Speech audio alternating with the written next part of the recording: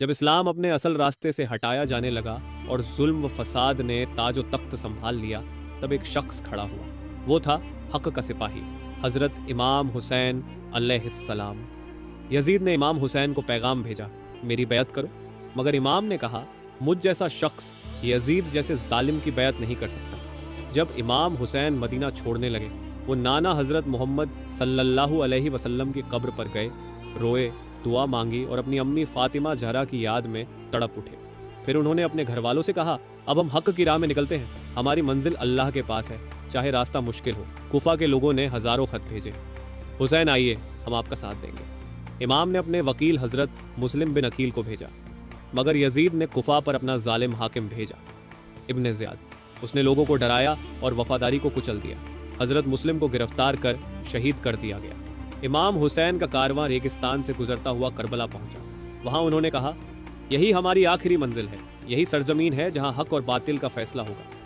قریب 72 افراد تھے، کچھ مرد، کچھ عورتیں اور معصوم بچے، مگر ان کے دلوں میں ایمان کی شمع جل رہی تھی۔ یزید کی فوج نے کربلا کو چاروں طرف سے گھیر لیا۔ 7 محرم سے پانی بند کر دیا گیا۔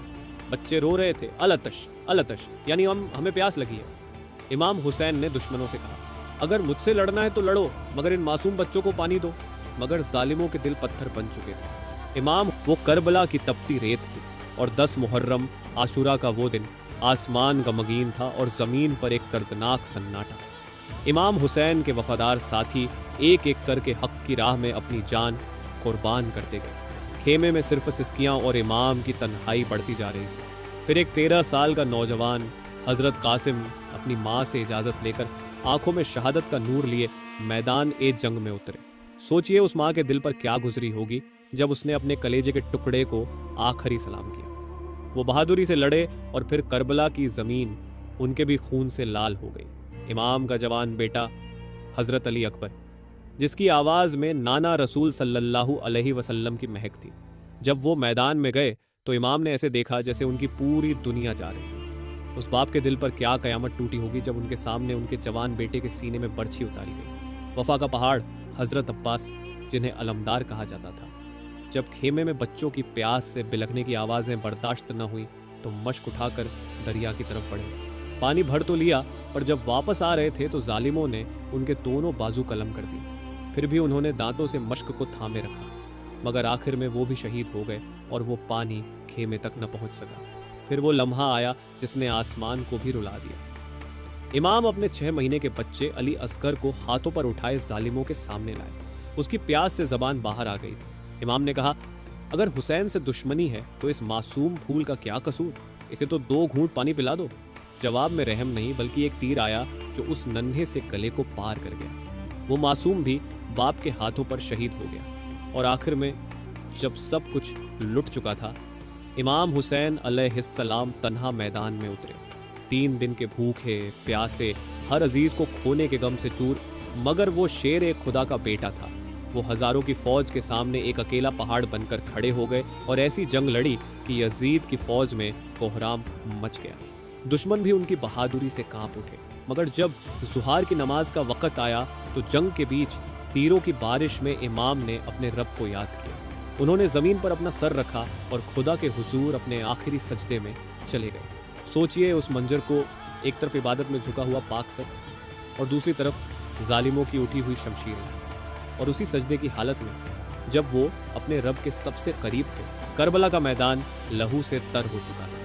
امام حسین علیہ السلام اور ان کے تمام ساتھی شہید ہو چکے تھے۔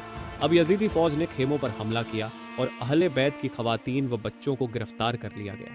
بی بی زینب سلام اللہ علیہا، امام سجاد علیہ السلام اور باقی اہل حرم کو رسیوں میں باندھ کر کوفہ اور پھر دمشق لے جایا گیا۔ لمبے سفر اور تکلیفوں کے بعد اہل بیت کو یزید کے محل میں پیش کیا گیا۔ ایک بھرا ہوا دربار تھا، امیر، وزیر، سپہ سالار اور درباری سب موجود تھے۔ تخت پر یزید بیٹھا تھا اور قیدیوں کو اس کے سامنے لایا گیا۔ بی بی زینب سلام اللہ علیہا کا چہرہ تھکا ہوا ضرور تھا، مگر حوصلہ پہاڑ کی طرح قائم تھا۔ ان کی آنکھوں میں غم بھی تھا مگر آواز میں لرزش نہیں تھی۔ سناٹا چھا گیا جب بی بی زینب نے دربار میں کھڑے ہو کر بولنا شروع کیا، اے یزید، تجھے لگتا ہے کہ آج تو جیت گیا ہے؟ تیرے پاس تخت ہے، تاج ہے، تلوار ہے، مگر اللہ کا انصاف باقی ہے۔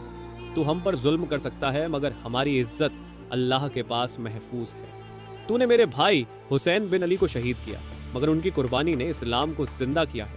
اے یزید، تو آج اپنی طاقت پر گھمنڈ کر رہا ہے مگر وہ دن دور نہیں جب تجھے اپنے ہر عمل کا حساب دینا ہوگا۔ ہم اہل بیت ہیں، رسالت کا گھرانہ، ہم سے تو کچھ بھی چھین لے مگر ہمارا مقام تجھے کبھی نہیں مل سکتا۔ بی بی زینب سلام اللہ علیہا کا یہ خطبہ اسلامی تاریخ کی سب سے دلیر اور اثردار تقریروں میں سے ایک ہے۔ یہ صرف ایک مظلوم کا بیان نہیں تھا بلکہ یہ اس بات کی گواہی تھی کہ اہل بیت کی ہمت اور سچائی کو کربلا آج بھی زندہ ہے۔ امام حسین کا پیغام آج بھی لوگوں کو ظلم کے خلاف اٹھنے کی طاقت دیتا ہے۔